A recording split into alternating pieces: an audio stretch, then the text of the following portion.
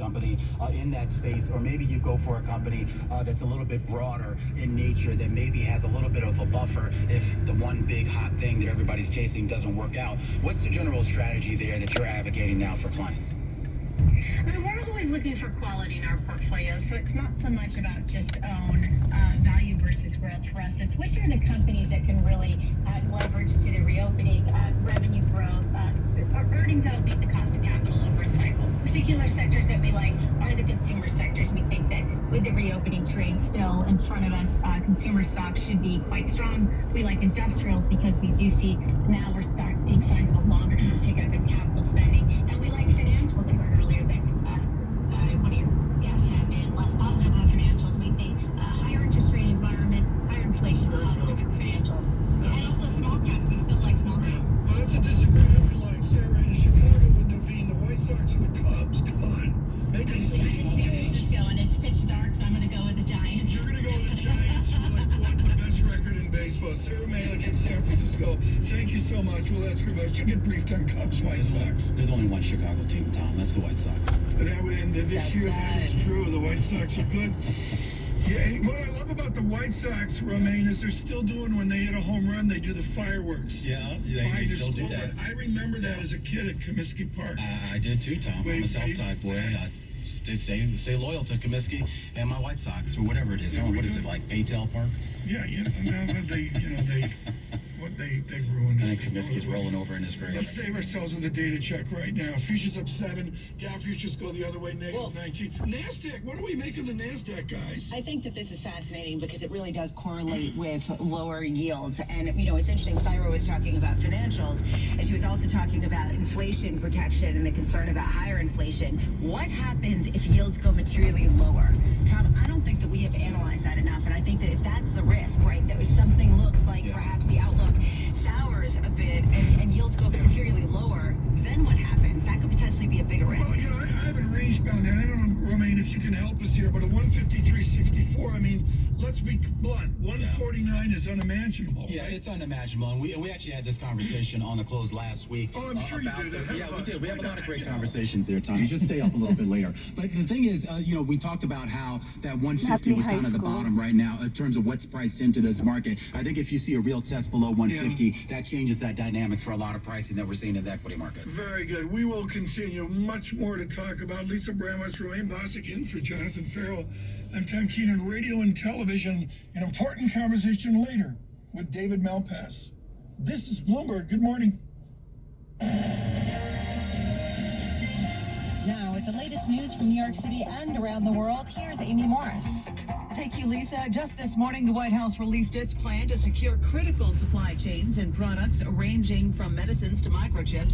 The president is also considering a trade probe that could result in U.S. tariffs on certain magnet imports. The White House is going to release that 250-page report later today.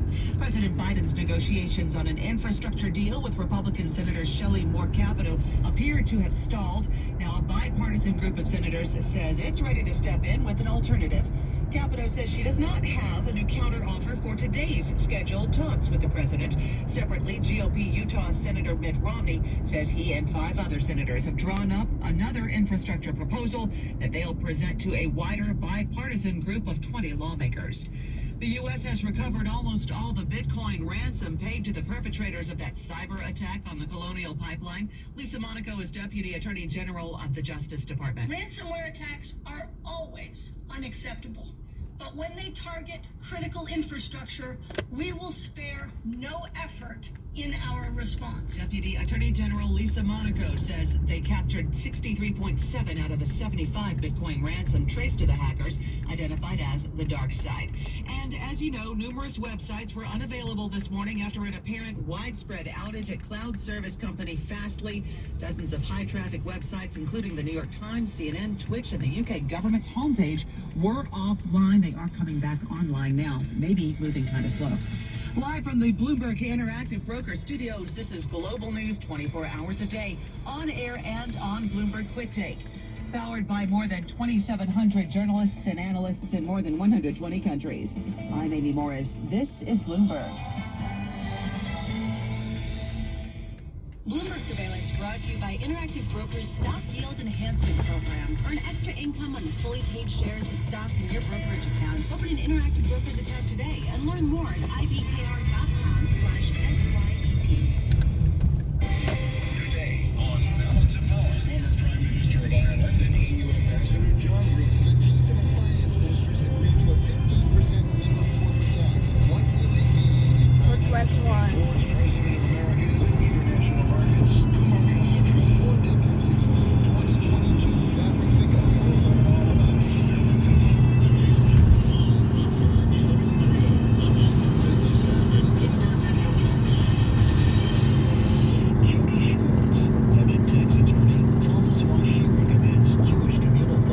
I recommended JCF to my clients, to my colleagues, to really anyone who asks a question about charitable giving because it's convenient, it allows you the maximum tax deductions permitted by law, and it just makes your life easier, organized, and simple. Another aspect for clients and for other colleagues who don't want their identities to be known or don't want to talk about the property that they're giving away to charity, I found JCF's confidentiality, its aggregate reporting to be very attractive to people. JCF can help you and your clients organize your charitable giving with a donor-advised fund. A fund can be established with a tax-deductible contribution of $5,000 or more. Contributions to JCF qualify for the highest tax deduction allowed by law. Visit jcfny.org or call 212-752-8277.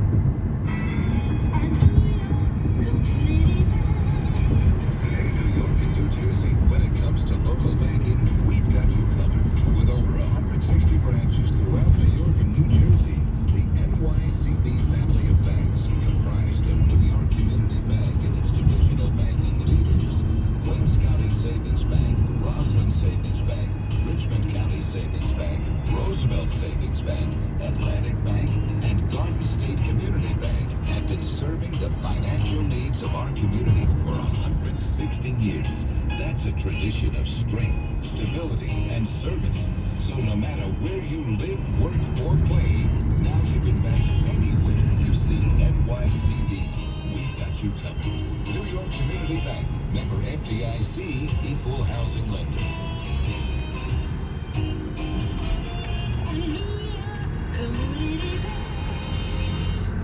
If you need benchmarks for your equity portfolios, look to Bloomberg. Bloomberg offers a full suite of equity indices, backed by industry-leading data.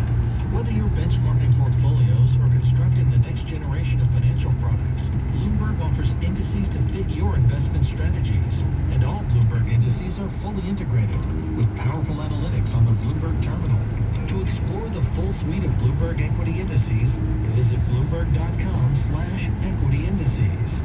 Get Bloomberg surveillance anytime, anywhere. Subscribe to our daily podcast on Apple, Spotify, Stitcher, and all your favorite platforms. Stay informed with the latest in finance, economics, and investment on the Bloomberg Surveillance Podcast. Down the road, there might be additional hypotheses, but this will take many years before we can see the scientific proof. And as I was just saying, today you have 3 compounds with similar activity, and we are the first one in the market. In a few years, there will be others, and we invite them because the market is so large. Good morning, everyone. The gentleman from Biogen, Michel Vonatos, they're this morning on this uproar over Biogen and Alzheimer's disease. We welcome you to Bloomberg Surveillance, Lisa Ramos, Romaine Bosick, and Tom Keene. And what we thought we'd do is actually talk to a medical expert. We are so fortunate at Bloomberg Intelligence to have Dr. Fazeli with us. Sam Fazeli is our senior pharmaceutical analyst. Sam, you know right where I stand on this. I'm absolutely outraged. Patricia Cavazzoni of the FDA really pushed back. She was not happy. She's legit pro out of McGill University in Ottawa, in Canada, and she said, baloney, there are residual uncertainties. What is she talking about?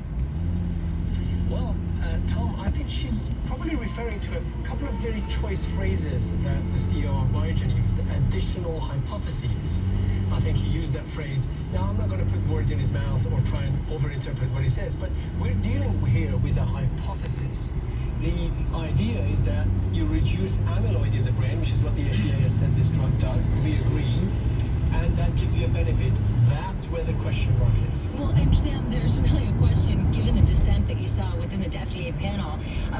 to determine which way the FDA will go. Has their process changed at all post-pandemic or just in the past couple of years in terms of erring on the side of if it can help somebody, why not?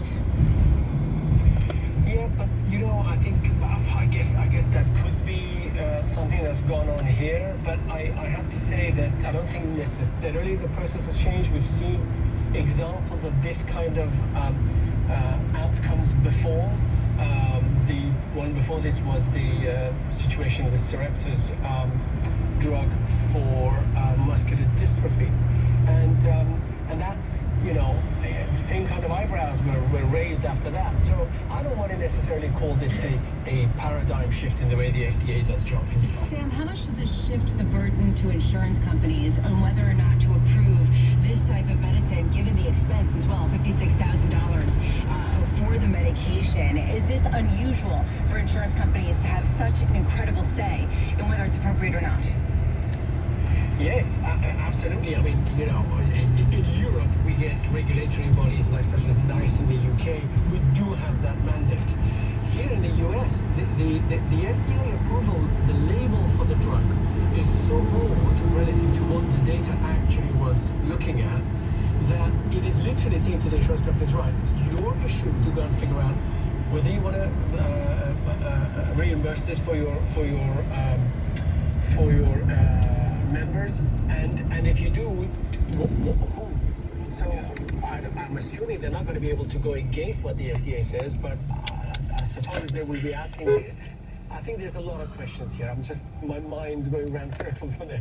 Yeah, I mean, not only does the broadness sort of put a little bit more, give a little bit more wiggle room for the insurers, but it also puts a lot of onus here on the doctors as well. And I'm curious as to why the FDA in this particular situation is going to allow such broad discretion to doctors, particularly when it's not entirely clear yet whether this drug is going to actually solve the root cause of Alzheimer's. Yeah, maybe it comes back down to exactly the issue that we were just talking about earlier, that the data is open to interpretation. Maybe their view is not only the clinical data, I mean, there's also a massive divide within the scientific community as to the importance of beta amyloid. Maybe that's why that is. But isn't that divide usually resolved during the clinical trial process at some point? Right. Absolutely. That's what this trial should have done, right? But unfortunately, it didn't get us that far. Sam, let me cut to the chase. And I was weaned on this, folks, with microbiology and virology at the Rochester Institute of Technology. You and I have tattooed to our brain the FDA with SmithKline French ages ago having the courage to say no to thalidomide. And we breached a trust that the FDA earned in the middle 1950s. There is a risk of that. I mean, those are big claims, Tom, but there is a risk of that here now. I can tell you one thing, as a member of an expert panel, which I'm not, what is the value of me joining and spending hours and days reviewing data, giving my opinion, only for the FDA to basically say, great, thank you, we're going to do something else. Exactly, and I'm not going to mince words here, folks. You know where I stand on this. Does the number $56,000 per year have anything to do with this decision tree? No, well, so perhaps, but the other point is, let me ask that question another way. If it was $15,000 a year, is that a better way of spending that money? Because you still have to go through tests, you still have to have the risk of these brain inflammations that you get from this drug. I mean, let's just be clear though, Tom. I, like everybody else, am likely to be touched some way along my life, through my family, God forgive myself, with this disease. We don't want a drug. We just wish that it was a little more straightforward than it has turned out to be. Well, we got wishful science today. Dr. Fazoli, thank you so much on short notice to join us today with Bloomberg Intelligence and our senior pharmaceutical analyst. He's been just great in the pandemic as well. Lisa, your thoughts on that conversation? It's a massive issue, this question of when do you approve a drug. If there's a chance for it helping 15 to 20% of people who are affected with Alzheimer's, do you allow it to be circulated? Do you make it more mainstream? If there isn't necessarily the scientific backing, do you say we just wait and see? I don't know, but the reason why I asked that question about the pandemic is because we saw the rapid approval of the COVID vaccines, and it was preliminary approval, and to really help things. So at what point do you weigh in on this? Well, but the FDA already has a process for that. There are compassionate use exemptions. There are sort of other avenues they could have taken to maybe get this out to at least a smaller group of people to actually see if it did have the real efficacy here. Just throwing it out there, it's going to be controversial, and if No, the thing Romaine, ends up you've disappointing. absolutely nailed it. Yeah. They do the phase 4 testing before they raise the hopes of millions of people touched by this horrific It illness. is. And Sam pointed out too. I mean, this is something, it affects all of us. I mean, so many people have been afflicted with this. We know people who have it. We have people in our families. So we're all really rooting for something here to get done. But there's a way to get it done and not get people's hopes up too high. But I think, though, that, Tom, just going back to this question that Sam Fazeli raised, that they're really leaving it in the insurance company's hands to decide whether to approve this or not. Well, they have every incentive not to approve a $56,000 drug unless they actually think it's going to be helpful. But it just really, I mean, talk about the level of power scientifically the different entities have in this country. And of course, we've seen this debate on costing cancer drugs as well, moving up $50, $60, and $70,000 as well. Futures up 11. They advance. The tape is much better than early this morning, even with a digital outage. Lisa Styling in her race survived the Fastly outage. Oh, yeah. That's why you looked at that at 9 o'clock on the open. Futures up 11, Dow futures up 15, NASDAQ on a tear up 0.6%. The VIX 16.36. Stay with us on radio, television worldwide. Good morning. Get Bloomberg surveillance Alright, anytime, this is my anywhere. place. Subscribe to our daily podcast on I'm Apple, going to Spotify, work. Stitcher, and all your favorite platforms. Stay informed with the